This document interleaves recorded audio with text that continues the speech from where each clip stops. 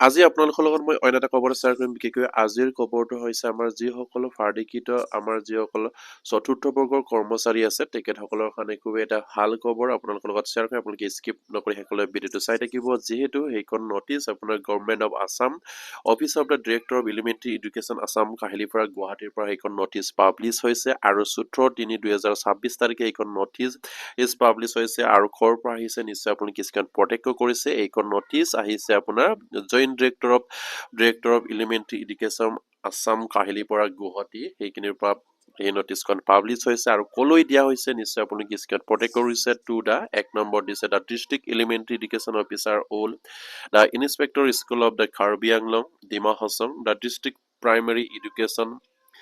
officer Karbi Anglong Diphu the deputy inspector of school all নিশ্চয় আপোনালোকে স্ক্ৰীনত প্ৰত্যক্ষ কৰিছে প্ৰত্যেকটো ডিষ্ট্ৰিক্ট এলিমেণ্টাৰী এডুকেশ্যন অফিচাৰলৈ সেইখিনি কপি ফৰৱাৰ্ড কৰা হৈছে আৰু যিসকল আমাৰ আৰু ফাৰ্ডিকিত যিসকল চতুৰ্থ বৰ্গৰ কৰ্মচাৰী আছে তেখেতসকলৰ কাৰণে ভাল খবৰ আৰু ইয়াত কি দিছে ছাবজেক্টটো নিশ্চয় আপোনালোকে দেখিছে ছাবজেক্টটো ইয়াত মেইন ইয়াত লিখিছে subject regarding the increment of the affordly wages of the grade 4 employee UP school whose the service is awarded of the provincialized as per Act 2018 and Amendment Act 2025 ইয়াত লিখিছে যিসকল আপোনাৰ চতুৰ্থ বৰ্গৰ কৰ্মচাৰীয়ে 2018 চনৰ প্ৰাধিকৰণ আইন আৰু যিসকল মানে আইনখন এনমেণ্ট কৰা হৈছিলে সংশোধনী কৰা হৈছিলে 2025ত সেই সংশোধনীৰ মতে যিসকল আপোনাৰ ৱেজেছ পাই আছিলে যিসকল চতুৰ্থ বৰ্গৰ কৰ্মচাৰী আপোনাৰ এম ই স্কুলৰ ক্ষেত্ৰত তেখেতসকলৰ কাৰণে সেইখন নটিচ আপোনাৰ ইনক্ৰিমেণ্টৰ কাৰণে তেখেতসকলৰ দৰমহা বৃদ্ধিৰ সন্দৰ্ভত সেইখিনি খবৰ পাব্লিছ কৰা হৈছে বা সেইখন নটিচ পাব্লিছ কৰা হৈছে কিমানকৈ বৃদ্ধি হৈছে বা কি ধৰণে বৃদ্ধি কৰা হৈছে সেয়া নিশ্চয়কৈ মই আপোনালোকৰ লগত বিতংকৈ শ্বেয়াৰ কৰিম আপোনালোকে স্কিপ নকৰি শেষলৈ ভিডিঅ'টো চাই থাকিব ইয়াত কৈছে sir madam with reference to the subject cited above I have the honor to the include here with the gov of notification byte now under reference to the regarding increment of the monthly wages of the grade 4 employee UP school whose the service is where the provincialized as per Act 2018 and Amendment Act 2025 the monthly fixed wages the increase of rates of the 8,000 to rates 10,000 for here on where the well as the annual increment and at the rate of 6% after complete of 5-year service ইয়াত উল্লেখ কৰিছে যিসকল আপোনাৰ প্ৰভিন্সিয়েলাইজ যিসকল চতুৰ্থ বৰ্গৰ কৰ্মচাৰী আছে তেখেতসকলৰ দৰমহা 8,000 পৰা 10,000 লৈ ইনক্ৰিজ কৰাৰ পাছতো তেখেতসকলৰ যিখিনি আপোনাৰ যিসকল কৰ্মচাৰী আপোনাৰ 5 বছৰ ইন সাৰ্ভিসৰ পৰা তেখেতসকলে কৰ্মৰত অৱস্থাত কমপ্লিট হল এইসকলৰ কাৰণে 6% ইনক্ৰিজ কৰাৰ কথা ইয়াত উল্লেখ কৰিছে মানে তেখেতসকলৰ যিখিনি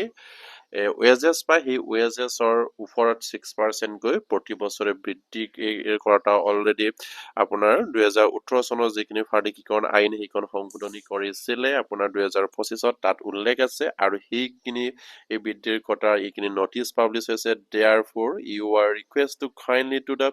excuse the gov of the notification accordingly includes as the statement above ইয়াত নিশ্চয় আপোনালোকে স্ক্ৰীনত প্ৰত্যক্ষ কৰিছে তেখেতসকলৰ যিখিনি আপোনাৰ নটিচখন ইয়াতে ইনক্লোজ কৰা হৈছে বুলি কৈছে এখন পাব্লিছ হৈছিলে 14/3/2026 মেমৰ নং ইয়াত দিয়া হৈছে আৰু copy to the commissioner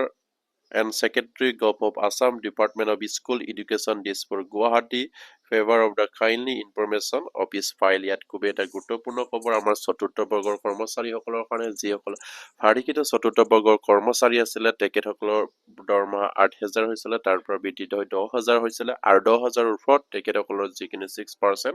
increase কৰাৰ কথা ইয়াত উল্লেখ কৰিছে আৰু এয়া খুব এটা ভাল খবৰ যিহেতু আমাৰ চতুৰ্থ বৰ্গৰ কৰ্মচাৰীসকলৰ দৰমহা বৃদ্ধি হৈছে কিন্তু তেখেতসকলে সেইখিনি দৰমহা বৃদ্ধিৰ এই কথা তেখেতসকলে আশা কৰা নাছিলে তেখেতসকলে সম্পূৰ্ণভাৱে ৰেগুলাৰাইজৰ কথা চৰকাৰৰ ওপৰত দাবী উত্থাপন কৰিছিলে কিন্তু চৰকাৰে নামানি তেখেতসকলক কি ভিত্তিত আকৌ 6% বৃদ্ধি কৰা হ'ল সেয়া ৰহস্যৰ আঁৰত সোমাই পৰিছে আৰু ইয়াৰ পাছত কি কৈছে এয়া নিশ্চয়কৈ মই বিতংকৈ শ্বেয়াৰ কৰিম আপোনালোকে শেষলৈ ভিডিঅ'টো চাই থাকিব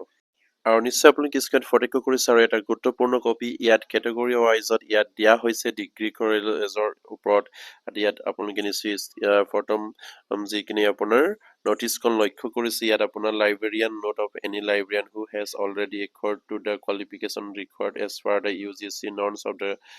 আপোনাৰ guideline from this the issue ইয়াত ইয়াৰ কথা উল্লেখ কৰিছে তেখেতসকলৰ ইয়াত পইণ্টটো উল্লেখ কৰিছে ফিক্স পে তেখেতসকলৰ আছিলে আপোনাৰ 27,000 তাৰ পৰা 30,000লৈকে বৃদ্ধি কৰা হ'ল আৰু 5 বছৰ কমপ্লিট কৰাৰ পাছত তেখেতসকলৰ ওপৰত 6% বৃদ্ধিৰ কথা অলৰেডি চৰকাৰে সিদ্ধান্ত লৈছে আৰু সেই 6%ৰ কথাটো ইয়াত উল্লেখ কৰিছে আৰু LP, ME আৰু হাই স্কুলৰ ক্ষেত্ৰত কিমানকৈ ইনক্ৰিজ কৰা হ'ব আমাৰ চতুৰ্থ বৰ্গৰ কৰ্মচাৰীসকলৰ কাৰণে সেইখিনিও আপোনালোকৰ লগত শ্বেয়াৰ কৰিছে আপোনালোকে স্কিপ নকৰি সকলোৱে ভিডিঅ'টো চাই থাকিব আৰু ইয়াত নিশ্চয় আপুনি স্ক্ৰীনত প্ৰত্যক্ষ কৰিছে আপোনাৰ এছিষ্টেণ্ট লাইব্ৰেৰিয়ানৰ কিমান ইয়াত উল্লেখ কৰিছে 12,000ৰ পৰা আপোনাৰ 14,000 হৈছিলে আৰু 14,000ৰ ওপৰত তেখেতসকলৰ 6% বৃদ্ধি কৰাৰ কথা অলৰেডি ঘোষণা কৰিছে আপোনাৰ অসম চৰকাৰে আৰু সেইমতে চিনিয়ৰ ছেকেণ্ডাৰী স্কুল আৰু হায়াৰ ছেকেণ্ডাৰী স্কুলৰ কথাও ইয়াত উল্লেখ কৰিছে নিশ্চয়কৈ আপোনালোকে দেখিছে আপোনাৰ senior assistant junior assistant librarian and বিয়াৰ ইয়াত উল্লেখ কৰিছে তেখেতসকলৰ ফিক্স ৱেজেছৰ ওপৰত ভিত্তি কৰি তেখেতসকলৰ 6% বৃদ্ধি কৰা হ'ব আৰু হাই স্কুলৰ আপোনাৰ জুনিয়ৰ এছিষ্টেণ্টৰ ইয়াত কথা উল্লেখ কৰিছে ইয়াত নিশ্চয় আপুনি কিছুমান প্ৰত্যক্ষ কৰিছে 10,000 আৰু আপোনাৰ 10,600ৰ পৰা আপোনাৰ 11,800 তেখেতসকলৰ বৃদ্ধি হ'ব আৰু গ্ৰেড 4 8,000ৰ পৰা 10,000 আৰু আপাৰ প্ৰাইমেৰী এম স্কুলতো আপোনাৰ গ্ৰেড 4 8,000ৰ পৰা 10,000লৈ বৃদ্ধি কৰা হৈছে আৰু সেয়া খুব এটা গুৰুত্বপূৰ্ণ খবৰ আৰু তেখেতসকলৰ 10,000ৰ 6%ৰ ওপৰত বৃদ্ধি হ'ব আৰু সেয়া বৃদ্ধি কৰি থাকিব আৰু 40জন আমাৰ যিসকল কৰ্মচাৰী আছে চতুৰ্থ বৰ্গৰ কৰ্মচাৰী আছে বাৰ্ষিকীয় কৰ্মচাৰী আছে ডিগ্ৰী কলেজৰ পৰা আপোনাৰ এম স্কুল পৰ্যায়লৈকে যিমানখিনি চতুৰ্থ বৰ্গৰ আপোনাৰ কৰ্মচাৰী আছে আপোনাৰ জুনিয়ৰ এছিষ্টেণ্টেই হওক আপোনাৰ লাইব্ৰেৰিয়ান এছিষ্টেণ্টেই হওক আপোনাৰ যিমানখিনি আপোনাৰ চতুৰ্থ বৰ্গৰ কৰ্মচাৰী আছে তেখেতসকলৰ কাৰণে এটা ভাল খবৰ বুলি ক'ব লাগিব তেখেতসকলে কিন্তু সম্পূৰ্ণভাৱে দাবী উত্থাপন কৰিছিলে অসম চৰকাৰৰ লগত যিহেতু তেখেতসকলৰ পদবিলাক সম্পূৰ্ণৰূপে আপোনাৰ ৰেগুলাৰাইজ কৰিব লাগে তেখেতসকলৰ যিখিনি কোৱালিফিকেশ্যন আছে ৰেগুলাৰাইজ কৰিবৰ কাৰণে সেইখিনি সকলো টকাৰ পাছতো কিন্তু অসম চৰকাৰে কিদৰে তেখেতসকলক ৱেজেছত বা ফিক্স পেজ ৰাখিছে এই এটা ৰহস্যৰ বিষয় আৰু সেইবাবে প্ৰতিগৰাকী আমাৰ চতুৰ্থ বৰ্গৰ কৰ্মচাৰীসকলে এতিয়া হয়তো তেখেতসকলে যিমানখিনি তেখেতসকলে আপোনাৰ সেইখিনি খবৰ পাই ভাল পাব লাগিছিলে কিন্তু সেইটো ভাল নাপাব কাৰণ তেখেতসকলে ভাবিছিলে তেখেতসকলৰ পদবিলাক সম্পূৰ্ণৰূপে ৰেগুলাৰাইজ কৰিব ৰেগুলাৰ দৰমহা পাব ৰেগুলাৰ পে পাব কিন্তু তেখেতসকলক ফিক্স পেতে ৰাখি ৱেজেছতে ৰাখি তেখেতসকলৰ দৰমহাৰ ওপৰত 6% বৃদ্ধিৰ কথাহে ঘোষণা কৰিছে খুবেই এটা গুৰুত্বপূৰ্ণ খবৰ আৰু ইয়াত মেম'নং দিয়া আছে নিশ্চয় আপুনি স্ক্ৰীনত প্ৰত্যক্ষ কৰিছে আৰু কপিখিনি কলৈ দিয়া হৈছে এইখিনি গোটেই কপি ইয়াত ফৰৱাৰ্ড কৰাৰ কথা ইয়াত উল্লেখ কৰিছে আৰু এয়া খুবেই এটা গুৰুত্বপূৰ্ণ খবৰ আমাৰ প্ৰতিগৰাকী চতুৰ্থ বৰ্গৰ বাৰ্ষিকীয় কৰ্মচাৰীসকলৰ কাৰণে তেখেতসকলৰ যিখিনি ৱেজেছ বৃদ্ধি হৈছে সেই ৱেজেছ বৃদ্ধিৰ ওপৰত তেখেতসকলৰ 6% বৃদ্ধি কৰা হ'ব আৰু সেয়া খুবেই এটা গুৰুত্বপূৰ্ণ খবৰ আৰু প্ৰতিগৰাকী চতুৰ্থ বৰ্গৰ কৰ্মচাৰী যাতে নেকি আমাৰ সেই খবৰখিনি পায় আপোনালোকে শ্বেয়াৰ কৰি দিব